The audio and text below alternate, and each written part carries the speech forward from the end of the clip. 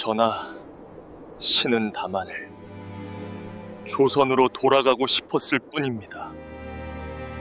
1645년 4월 26일 소현세자는 조선으로 돌아온 지 불과 2달 만에 세상을 떠났습니다. 33년의 짧은 생, 그중 8년을 적국에서 인질로 보냈던 한 남자. 그는 왕이 될 사람이었지만 왕이 되지 못했습니다. 총명하다는 평가를 받았지만 끝내 자신의 생각을 펼치지 못했습니다. 사람들은 묻습니다. 왜 그는 말하지 않았을까? 청에서 본 것을 전할 기회가 있었는데도 왜 침묵했을까?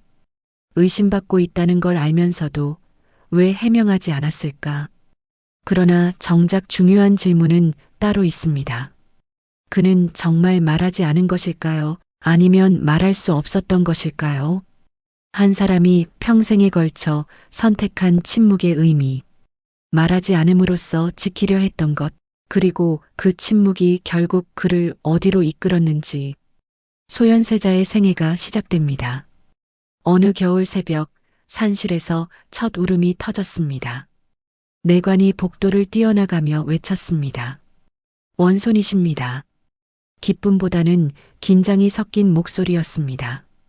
인조는 산실 밖에서 그 소식을 들었지만 오래 서 있지 않았습니다.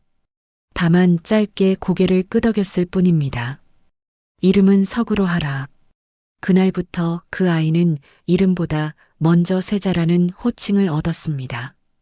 울음소리가 채 가시기도 전에 벌써 관찰의 대상이 된 것입니다. 산실의 촛불이 깜빡였습니다. 밤이 깊어졌지만 궁궐은 쉽게 잠들지 못했습니다. 반정으로 왕위에 오른 인조에게 이 아이는 단순한 아들이 아니었습니다.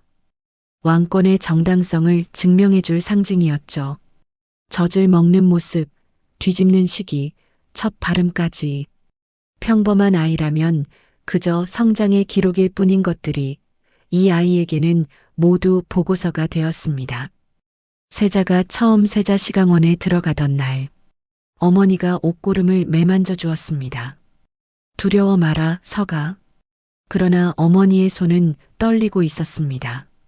소연은 그것을 느꼈지만 아무 말도 하지 않았습니다. 시강원의 육중한 문이 열렸습니다. 자신보다 나이 많은 신하들이 일제히 고개를 숙였습니다. 그 눈빛에는 기대와 평가가 뒤섞여 있었습니다. 총명하십니다. 누군가의 말이 돌았습니다. 하지만 그 말 끝에는 늘 조심스러움이 묻어 있었습니다. 똑똑한 세자는 언젠가 왕이 될 존재였고 왕이 될 존재는 미리부터 경계해야 할 사람이기도 했으니까요. 어느 날 스승이 물었습니다. 세자께서는 왕이 되시면 무엇을 하고 싶으십니까? 소연은 대답하지 않았습니다. 정확히는 대답할 수 없었습니다. 그 질문에는 정답이 없다는 것을 이미 알고 있었기 때문입니다. 무엇을 말하든 그 말은 기록될 것이고 기록된 말은 언젠가 자신에게 불리하게 쓰일 수 있었습니다. 스승은 잠시 기다렸습니다. 하지만 소연은 끝내 입을 열지 않았습니다.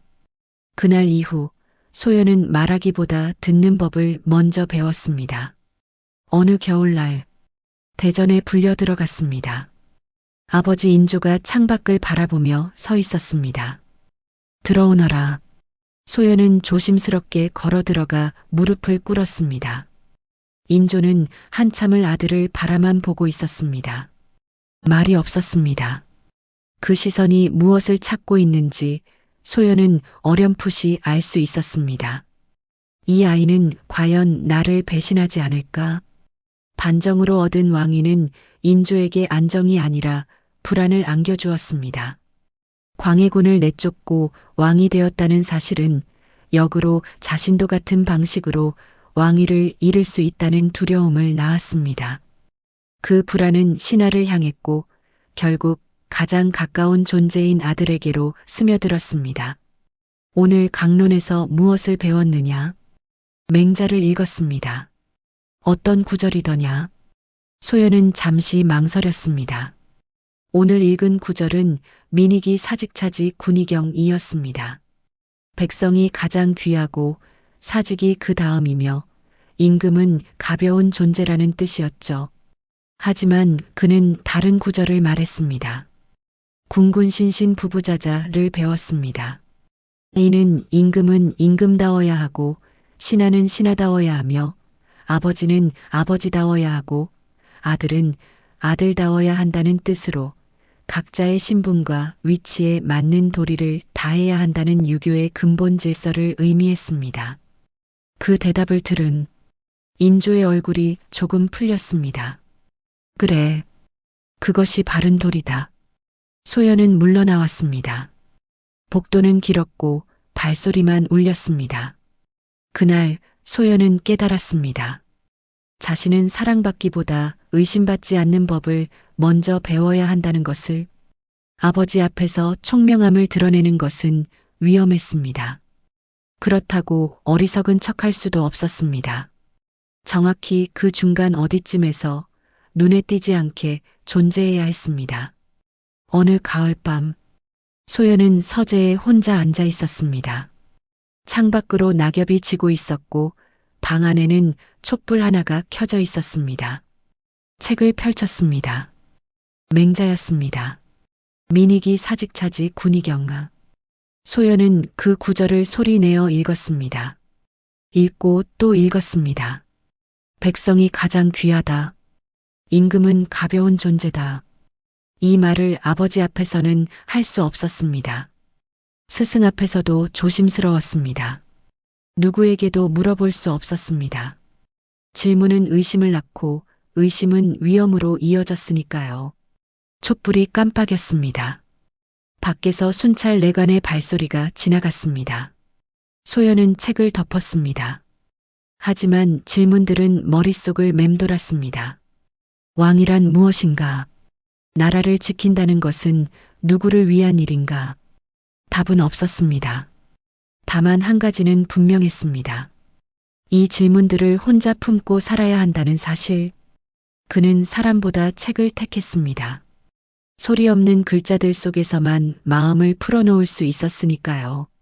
관례를 치르던 날, 의례가 끝나고 신하들이 축하 인사를 올렸습니다. 그중 한 신하가 말했습니다. 이제 세자께서도 조정의 일을 논하실 때가 되었습니다. 소연은 고개를 끄덕였지만 대답하지 않았습니다. 조정의 일을 논한다는 것이 무엇을 의미하는지 이미 알고 있었습니다. 편을 가르는 일, 누군가의 편에 서면 동시에 누군가의 적이 되는 일이었죠. 그날 밤 소연은 혼자 마루에 앉아 있었습니다. 달이 밝았습니다. 멀리서 연회의 웃음소리가 들렸습니다. 하지만 그 소리는 그에게 닿지 않았습니다.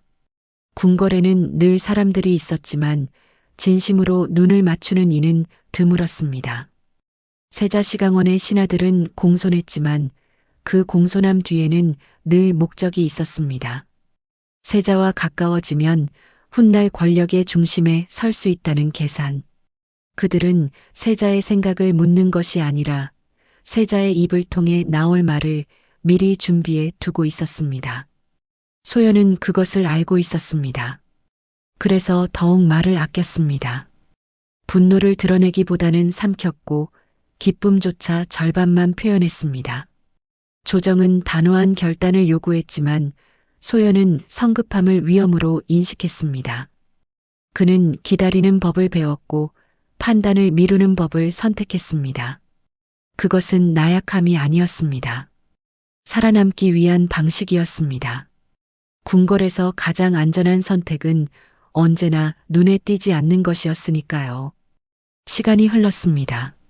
소연은 여전히 조용했고 여전히 조심스러웠습니다. 그는 아직 비극의 이름으로 불리지 않았습니다. 다만 자신의 자리를 지키기 위해 스스로를 조금씩 줄여가던 한 사람이었습니다. 훗날 그가 보여주게 될 침묵과 절제, 그리고 끝내 말하지 않는 선택은 이 시간 속에서 이미 단단히 형성되고 있었습니다. 그는 왕이 되는 법을 배우고 있었던 것이 아니라 권력 속에서도 무너지지 않기 위해 어떻게 자신을 낮추는지를 배우고 있었던 것입니다. 어느 겨울날 한양에 눈이 내리기 시작했습니다. 그리고 얼마 후 청나라 군대가 압록강을 건넜다는 급보가 날아들었습니다. 병자호란이 시작된 것입니다. 급보가 날아든 날 밤 궁궐은 잠들지 못했습니다. 복도를 뛰어다니는 발소리, 다급한 외침, 문을 여닫는 소리가 끊이지 않았습니다. 청나라 군대가 압록강을 건넜다는 소식이었습니다. 신하들의 목소리는 떨리고 있었고 인조는 대전에 앉아 말이 없었습니다. 소연은 자신의 처소에서 그 소리를 듣고 있었습니다. 창밖으로 눈이 내리고 있었습니다. 하얗게 소리 없이 마치 이 모든 혼란과는 무관하다는 듯이 다음날 새벽 남한산성으로 피난한다는 명이 떨어졌습니다. 궁궐이 순식간에 비워졌습니다. 소연은 말에 올라 뒤를 돌아보자 눈 속에 잠긴 경복궁이 보였습니다. 그 고요한 모습이 오래도록 눈에 남았습니다. 말이 달리기 시작했고 차가운 바람이 얼굴을 쳤습니다. 남한산성까지 가는 길 누구 하나 입을 열지 않았고 다만 말발굽 소리만 울릴 뿐이었습니다. 남한산성에 도착했을 때는 해가 지고 있었습니다. 행궁은 좁았고 방 하나에 온돌도 제대로 들어오지 않았습니다. 소연은 창가에 앉아 멀리 산 아래를 바라보았습니다. 청군의 진영에서 피어오른 불빛들이 성을 촘촘히 에워싸고 있었습니다. 저하, 주무셔야 합니다. 내관이 말했지만 소연은 대답하지 않았습니다. 밤새 포성이 들렸습니다. 쿵, 쿵. 규칙적이면서도 위협적인 소리였습니다.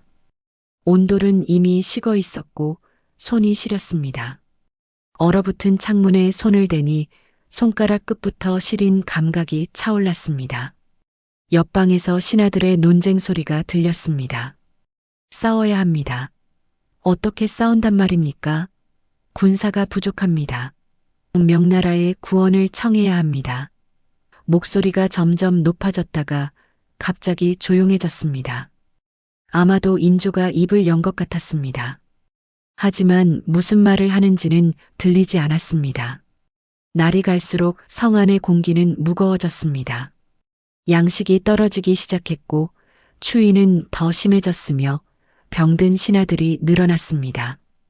성벽에 올라 아래를 내려다보면 청군의 깃발이 오만하게 펄럭이며 성을 완전히 집어삼킨 형국이었습니다.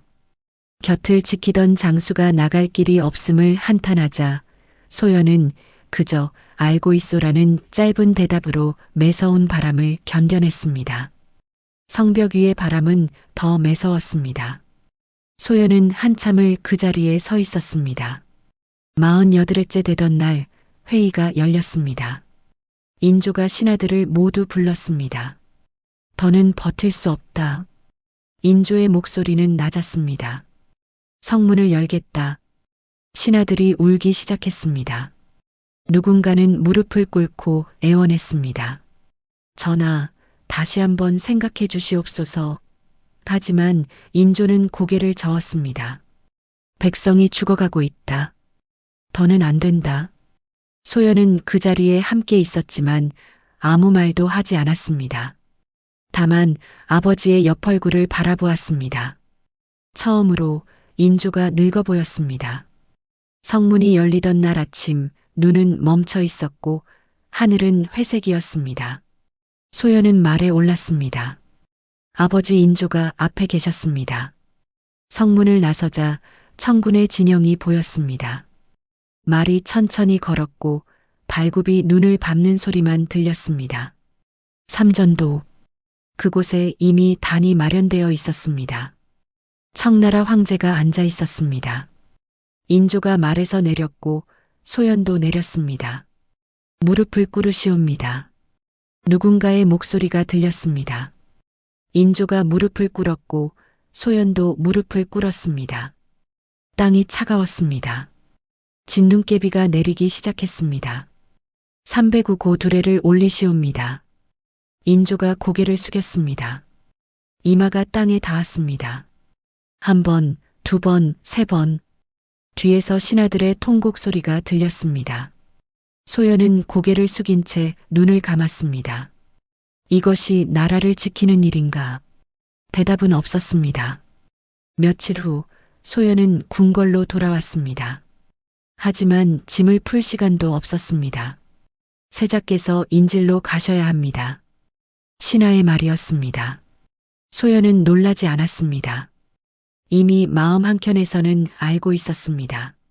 조건이 있을 것이라는 것을, 그 조건의 중심에 자신이 있을 것이라는 것을. 언제 떠납니까? 사흘 후입니다. 사흘. 소연은 고개를 끄덕였습니다. 떠나는 날 궁궐은 조용했습니다. 송별 의식은 간소했습니다. 인조가 아들을 불렀습니다. 서가. 예, 아버지. 인조는 한참을 아들을 바라보았습니다. 말이 없었습니다. 살아 돌아오너라.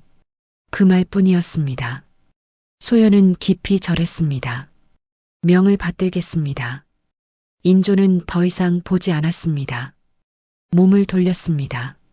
소연은 아버지의 뒷모습을 바라보았습니다. 그 등이 떨리고 있는 것 같았습니다. 하지만 확신할 수는 없었습니다. 압록강, 겨울강은 얼어 있었습니다. 얼음 위로 사람들이 걸어가고 있었습니다. 소연도 말에서 내려 걸었습니다. 얼음이 발밑에서 삐걱거렸습니다. 강 한가운데쯤 왔을 때 소연은 뒤를 돌아보았습니다. 조선 땅이 보였습니다. 멀리 산들이 겹쳐 있었습니다. 저하, 가셔야 합니다. 수행원의 목소리가 들렸습니다. 소연은 다시 앞을 향했습니다. 건너편 언덕이 보였습니다. 발을 옮겼습니다. 한 걸음, 또 한 걸음. 강을 건넜습니다. 뒤돌아보지 않았습니다. 심양. 도착한 것은 밤이었습니다. 마련된 처소는 작았습니다. 궁궐과는 비교할 수 없었습니다. 하지만 소연은 불평하지 않았습니다. 조용히 짐을 풀었습니다. 창밖으로 낯선 거리가 보였고 낯선 언어가 들렸으며 낯선 하늘이 있었습니다. 소연은 촛불을 켰습니다. 혼자 앉아 있었습니다. 이제부터 나는 무엇인가? 세자인가, 인질인가, 아니면 그 사이 어디쯤인가? 대답은 없었습니다. 밤이 깊어갔고 촛불이 깜빡였습니다. 소연은 눈을 감았습니다. 그리고 내일을 준비했습니다. 살아남기 위한 긴 시간을. 1637년 2월 한양 도성에는 차가운 진눈깨비가 흩날리고 있었습니다. 삼전도의 굴욕이 채 가시기도 전 소연은 인질이라는 이름의 무거운 짐을 지고 정든 궁궐을 떠나야 했습니다. 떠나기 전날 밤 인조는 큰 며느리인 강빈의 처소에 들러 미안하구나라는 짧은 한마디를 남겼습니다. 그것은 왕으로서의 명이자 자식들을 적진으로 보내야만 하는 아비로서의 처절한 고백이었습니다. 인조는 아들을 차마 정면으로 바라보지 못한 채 살아 돌아오너라라는 말만 남기고 몸을 돌렸습니다. 그 떨리던 아버지의 뒷모습은 소연의 가슴에 평생 지워지지 않을 낙인처럼 깊이 박혔습니다. 특히나 당시 소연의 아들 석철은 고작 2살배기 갓난아이였습니다. 어린 자식을 조선 땅에 홀로 남겨두고 떠나야 하는 아비의 심정은 그 어떤 매서운 겨울바람보다 시렸을 것입니다.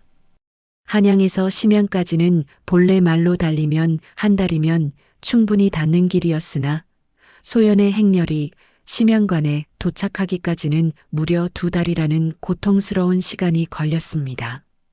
청나라 군대가 길목마다 조선의 백성들을 짐승처럼 사냥하듯 잡아들였고 그 수많은 포로를 압송하느라 행렬이 수시로 멈춰섰기 때문입니다. 소연은 말 위에서 지옥과도 같은 풍경을 매일같이 목격해야 했습니다.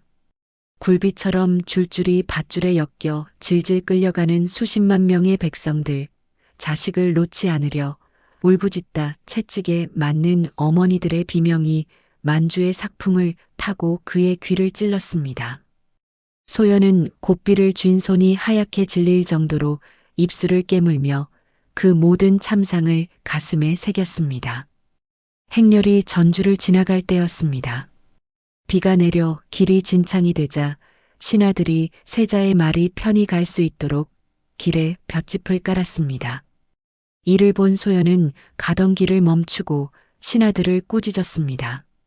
이 볏짚은 전쟁통에 굶주린 군마들이 먹어야 할 귀한 먹이인데 어찌 내 말발굽에 진흙을 닦는데 쓴단 말이냐며 당장 걷어내라 명했습니다. 또한 전쟁으로 지친 백성들에게 세금을 함부로 걷지 말 것과 소고기나 우유 같은 곡물을 절대 바치지 말라는 명을 내리며 인질로 끌려가는 처지에서도 백성들의 짐을 덜어주기 위해 애를 썼습니다. 한양으로 돌아가는 길, 전주의 백성들이 거리로 쏟아져 나와 길을 가득 메우고 세자의 이름을 부르며 송축했던 것은 그 따뜻한 진심이 전달되었기 때문일 것입니다.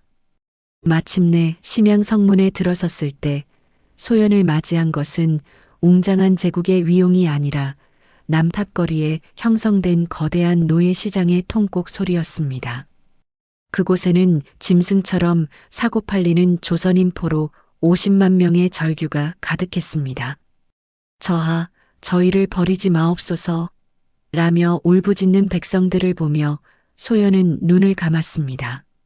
당시 조선인 포로 한 명의 몸값은 소 6마리 값에 달할 정도로 비쌌고 이미 텅 빈 조선의 국고로는 그들을 구할 방법이 없었습니다.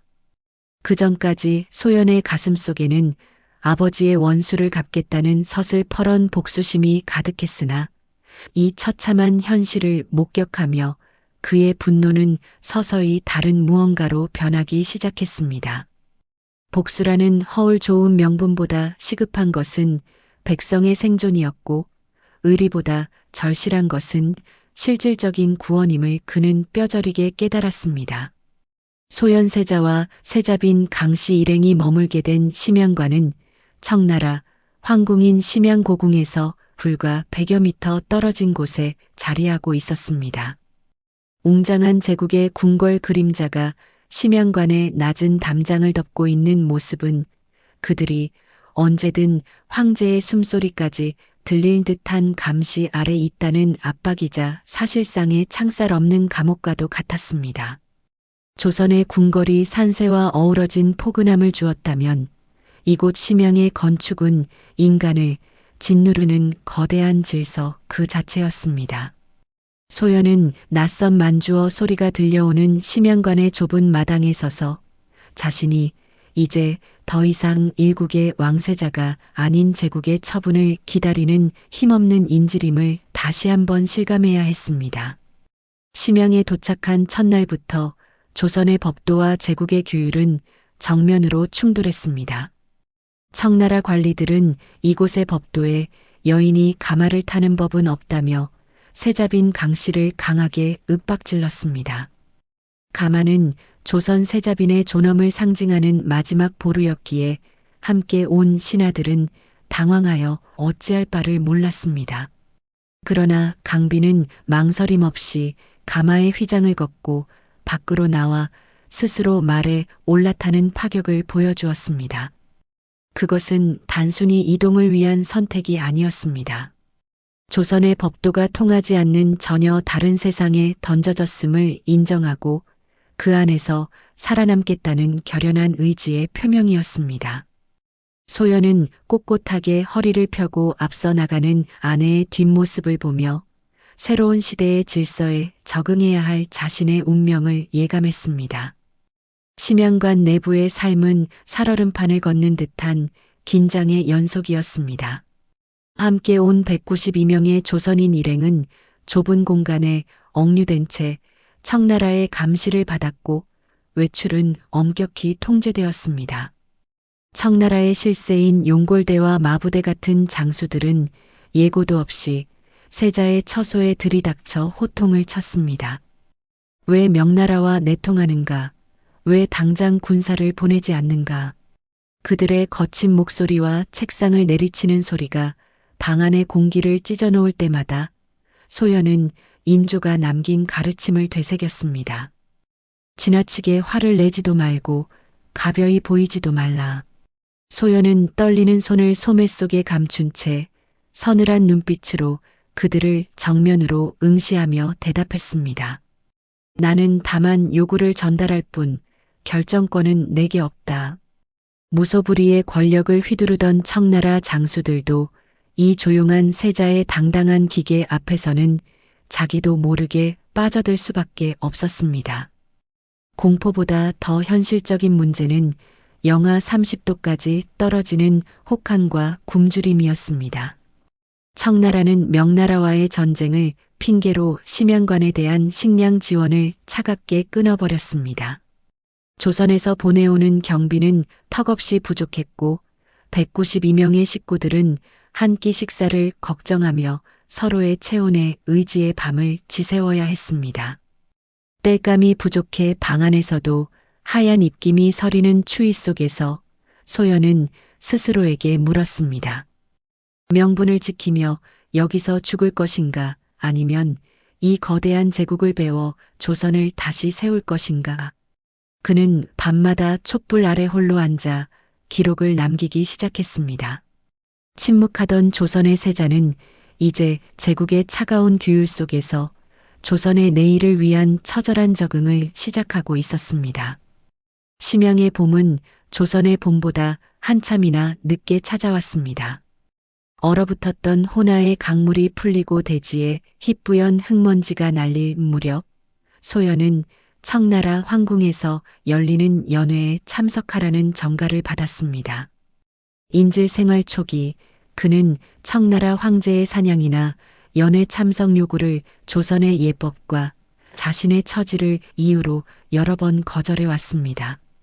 그러나 적의 기세는 날로 강성해졌고 조선의 사신조차 마음대로 만날 수 없는 폐쇄된 공간 속에서 침묵만으로는 백성을 구할 수 없다는 사실을 그는 직시하기 시작했습니다. 그날 소연은 가벼이 보이지 않으려는 듯 단정한 의관을 갖추고 청나라 실력자들이 모인 연회장으로 향했습니다.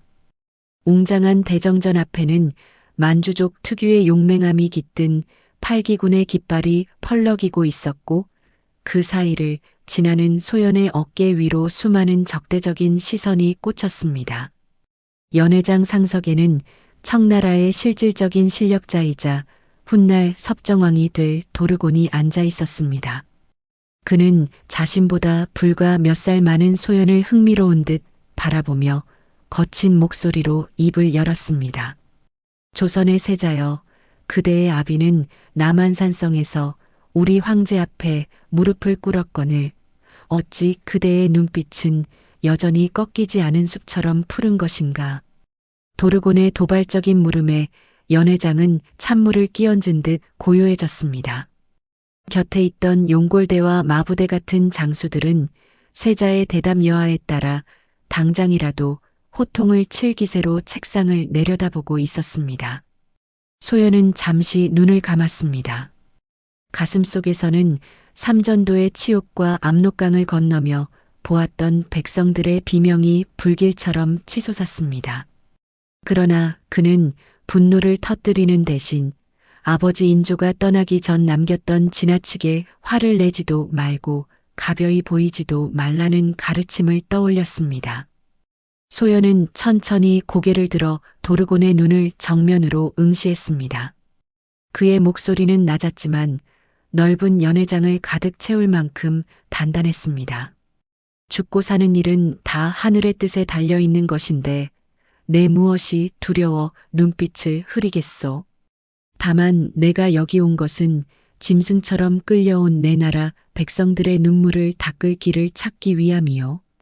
제국의 힘이 진정대국답다면 그 힘은 칼날이 아니라 굶주린 이들을 먹이는 인자함에서 나와야 하지 않겠소. 뜻밖의 대답이었습니다.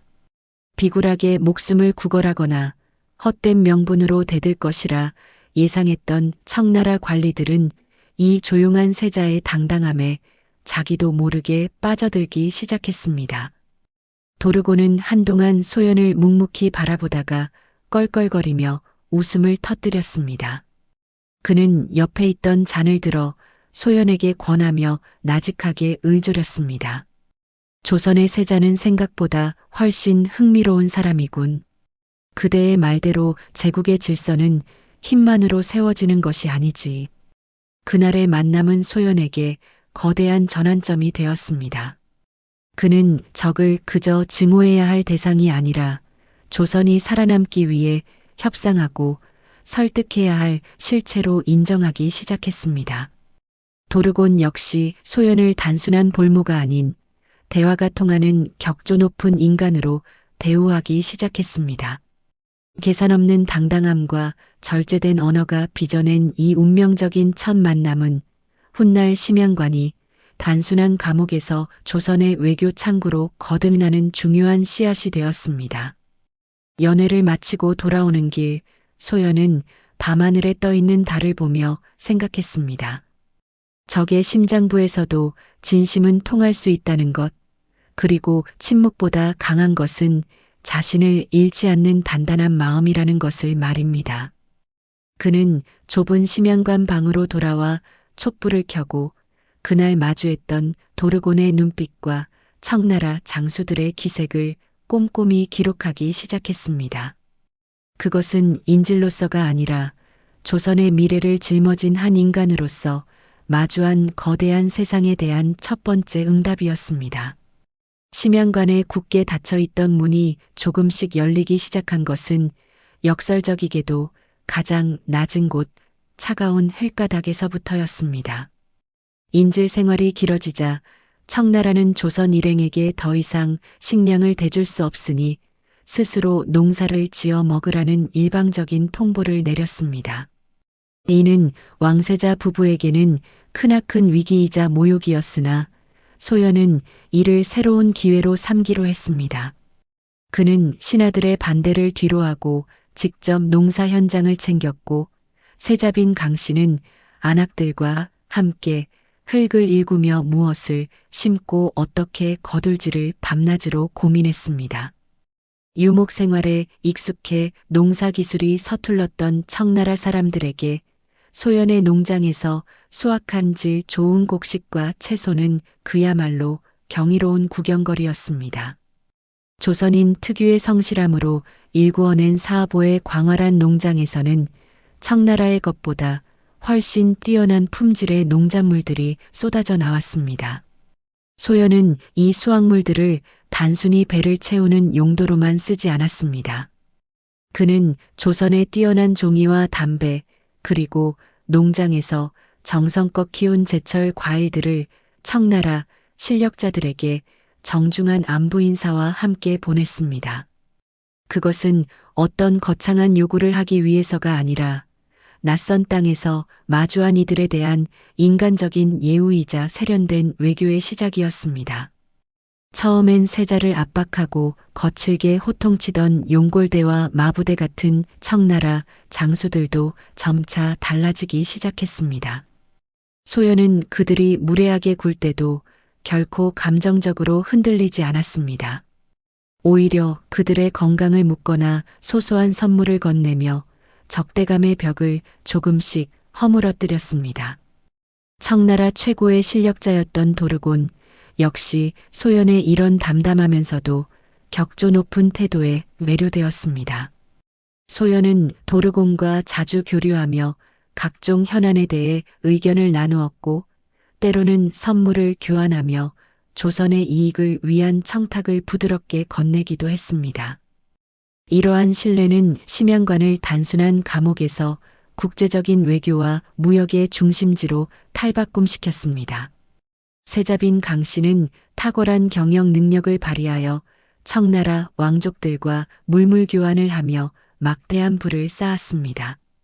소연은 이렇게 모은 자금을 바탕으로 가장 먼저 고통받는 조선인 포로들을 사들여 해방시키는 일을 추진했습니다. 당시 조선인 포로 한 명의 몸값은 소 6마리 값에 달할 정도로 비쌌으나 소연은 주저하지 않고 그들을 사서 심양관 농장에서 일하게 하며 자유의 길을 열어주었습니다. 나라조차 포기했던 백성들에게 소연과 강비는 심양 땅에서 마주한 유일한 구원의 빛이었습니다. 적의 심장부에서 소연이 보여준 사소한 배려와 변함없는 품격은 칼날보다 날카로운 외교적 성과를 거두고 있었습니다. 청나라 관리들은 이제 소연을 비굴한 인질이 아니라 자신들과 대등하게 대화할 수 있는 품격 있는 동반자로 인식하기 시작했습니다. 그러나 이러한 소연의 성공과 변화는 조선 조정에 전혀 다른 의미로 전달되었습니다. 오랑캐와 결탁하여 불을 쌓고 민심을 얻고 있다는 첩보가 날아들 때마다 한양의 인조는 아들에 대한 불안과 분노를 키워갔습니다.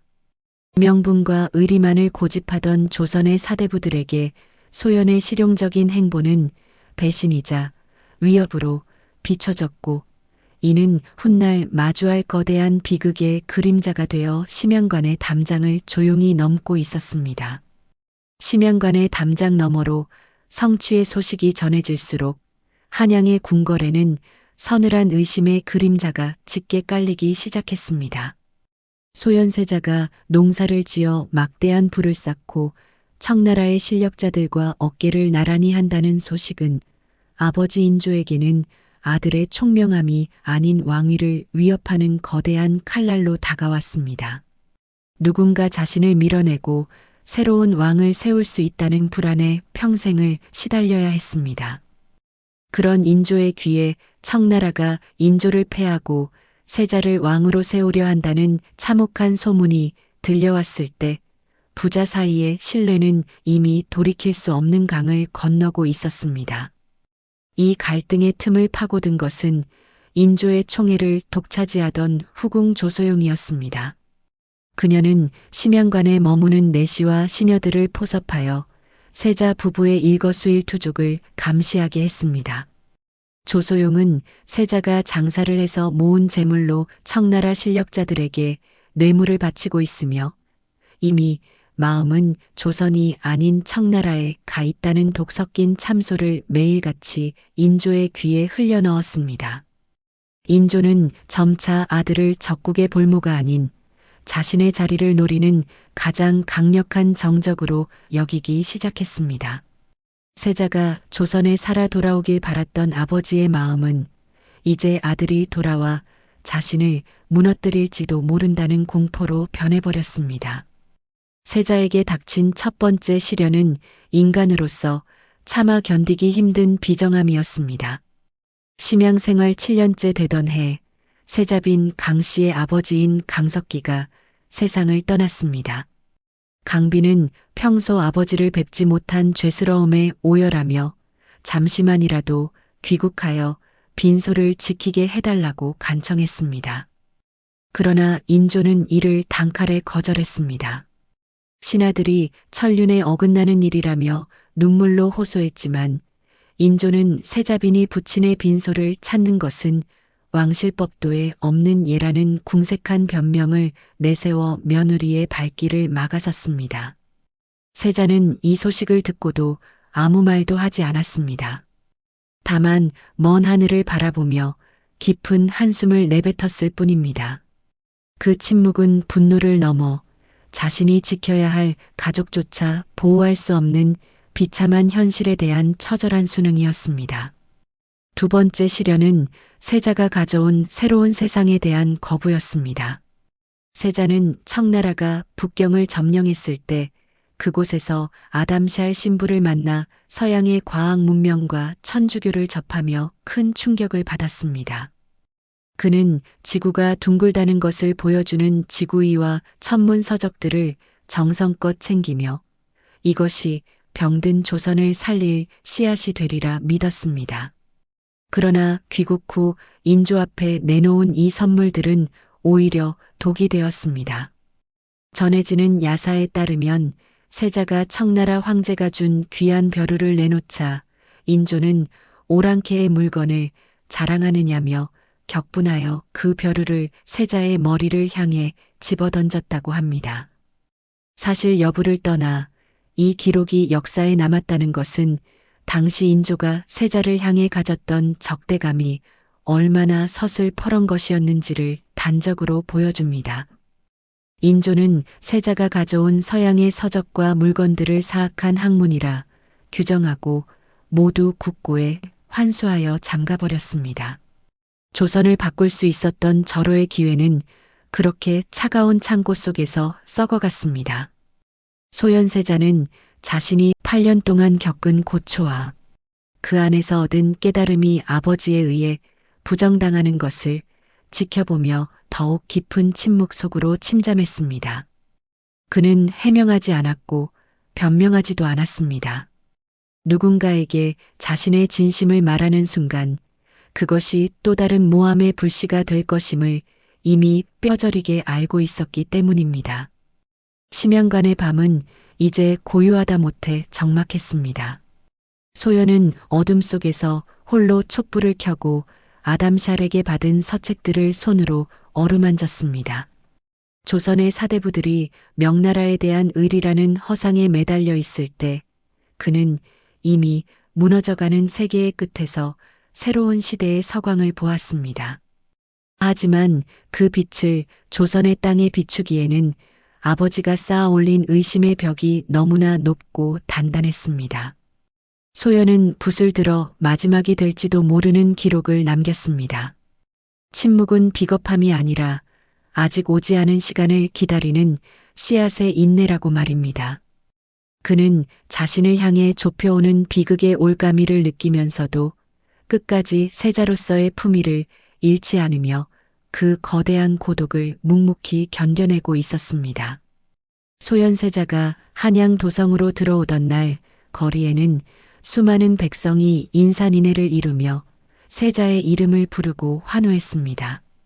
9년 전 백성들을 포로로 남겨두고 떠나야 했던 죄책감을 가슴에 품고 살았던 소연에게 그들의 뜨거운 외침은 눈물겨운 위로가 되었습니다. 그러나 궁궐 문을 들어서는 순간 그 뜨거운 환호는 얼음장 같은 정적과 감시로 변했습니다. 소연은 귀국 후 세자로서의 권위를 내세우거나 억울함을 호소하지 않았습니다. 오히려 그는 자신을 향한 아버지의 의심을 누구보다 잘 알았기에 더욱 고개를 숙이고 자신을 낮추며 처절한 침묵을 선택했습니다.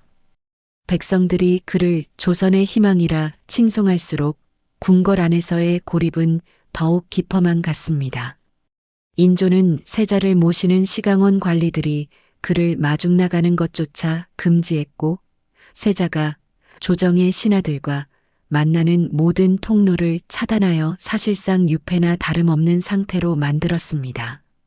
후궁 조소용과 그 세력들은 세자가 재물을 모아 왕위를 노린다는 독 섞인 참소를 매일같이 쏟아냈습니다.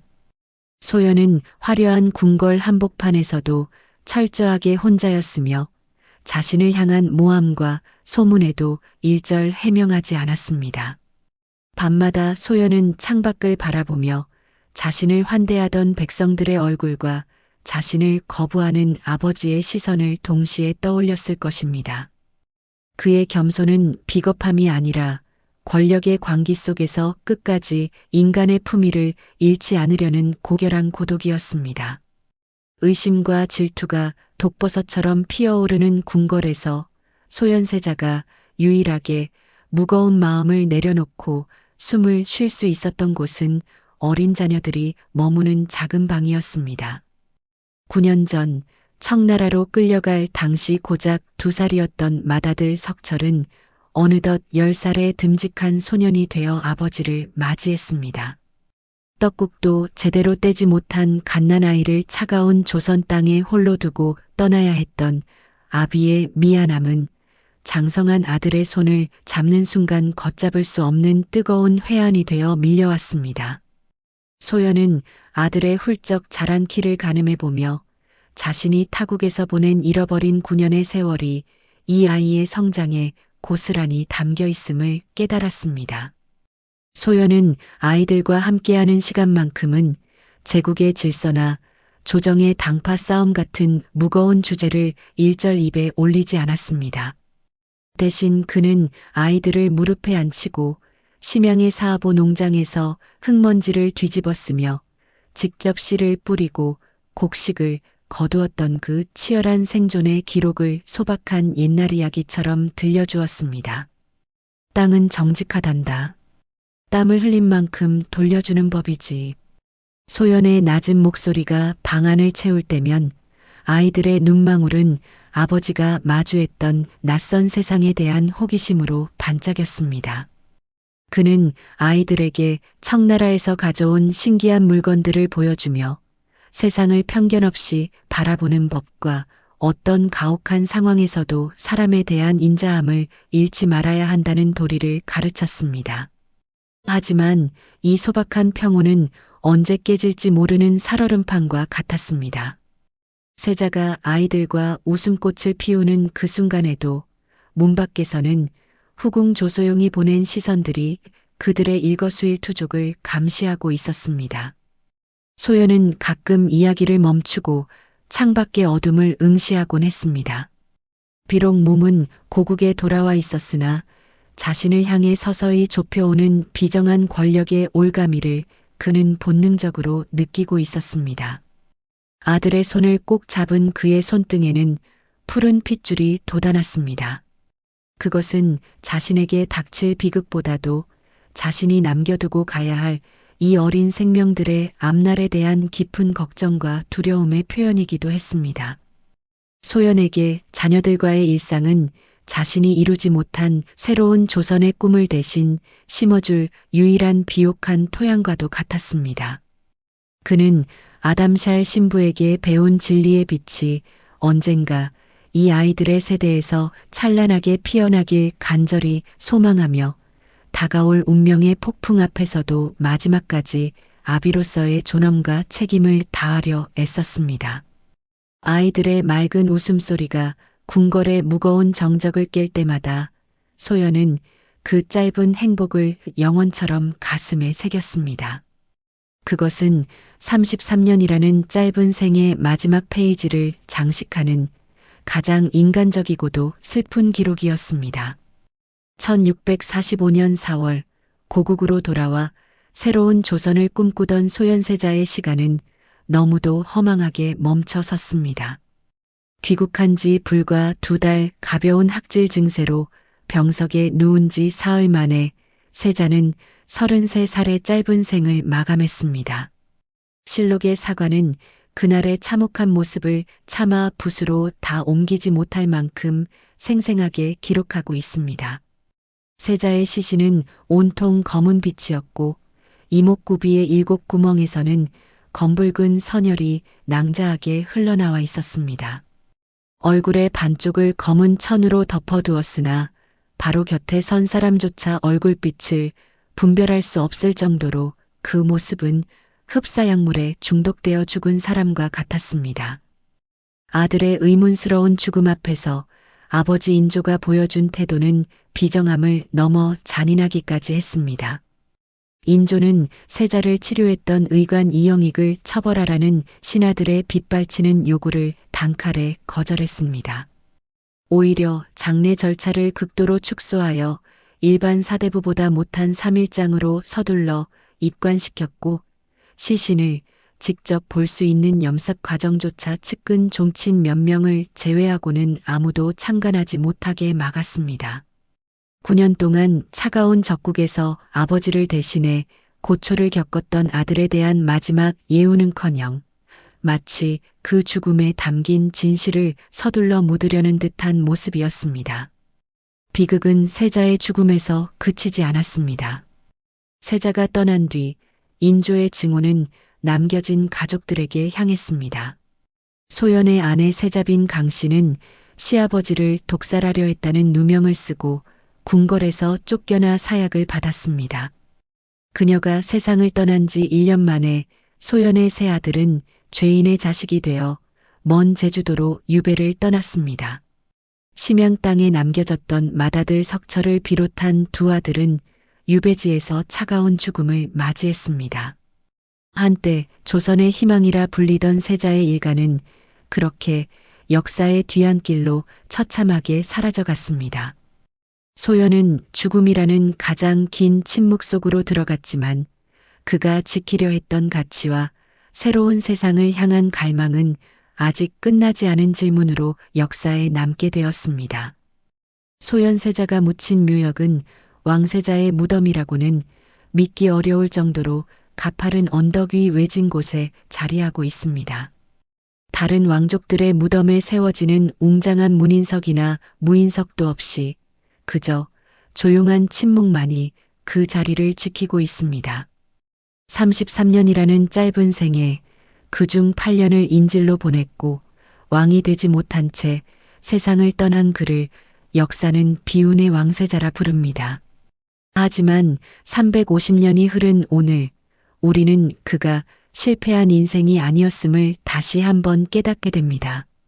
그가 심양관의 차가운 바닥에서 일구었던 농사는 굶주린 백성들을 구하는 생명줄이 되었고 그가 북경의 낯선 교회에서 마주했던 서양의 과학기기와 천문 서적들은 조선이 꿈꿀 수 있었던 가장 앞선 내일이었습니다.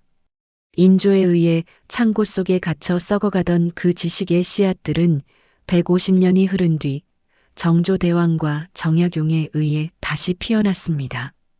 소연이 가져온 서양의 기계 원리는 수원 화성을 쌓는 거중기가 되었고 그가 품었던 실용의 정신은 조선의 근대를 여는 실학의 뿌리가 되었습니다. 우리는 흔히 높은 자리에 오르고 권력을 쥐는 것을 성공이라 말합니다. 하지만 소현세자의 삶은 우리에게 전혀 다른 질문을 던집니다. 진정한 성공이란 내가 무엇이 되느냐가 아니라 내가 머물렀던 자리에 어떤 씨앗을 남겼느냐에 있다는 사실입니다. 소연은 비록 왕이 되지 못했지만 그는 조선의 정신을 넓혔고 다음 세대가 나아갈 길을 먼저 걸어갔습니다. 그는 비겁하게 침묵한 것이 아니라 불통의 시대에 진심을 다해 새로운 세상을 기록하고 준비했던 인내의 표상이었습니다. 오늘 소현세자의 일생을 돌아보며 우리는 삶의 지혜를 배웁니다. 인생의 후반전을 걷는 우리에게 중요한 것은 화려한 자리가 아니라 내가 남긴 선한 영향력이 누군가의 삶에 어떤 싹을 틔울 것인가 하는 점입니다. 소연이 고독한 유배지 같은 삶 속에서도 잃지 않았던 인간에 대한 예우와 세상에 대한 호기심은 수백 년이 지난 지금도 우리 가슴에 깊은 울림을 줍니다. 그의 육신은 흙으로 돌아갔지만 그가 남긴 변화의 씨앗은 여전히 우리 역사의 토양을 풍요롭게 만들고 있습니다. 이것이야말로 소현세자가 우리에게 남긴 가장 존엄하고도 위대한 승리의 기록입니다.